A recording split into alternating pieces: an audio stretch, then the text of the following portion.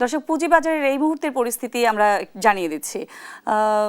Dhaka stock এক্সচেঞ্জে এখন পর্যন্ত লেনদেন প্রায় 205 পয়েন্ট কমেছে। আসলে যে প্রধান যে সূচক ডিএসইএক্স সূচক 205 পয়েন্ট কমে 5328 পয়েন্টে অবস্থান করছে।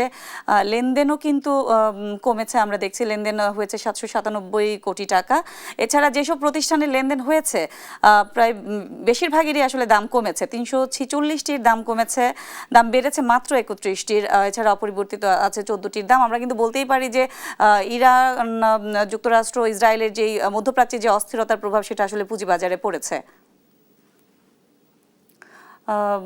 গত কার্যদিবসেও লেনদেন ছিল 789 কোটি টাকার মতো। গত কার্যদিবসে কিন্তু লেনদেন কিছুটা বেড়েছিল, ঢাকা স্টক এক্সচেঞ্জে সূচকের উত্থান হয়েছিল, যদিও তার আগের দিনও আমরা দেখেছি যে একটা বড় ধরনের দরপতন হয়েছিল পুঁজিবাজারে।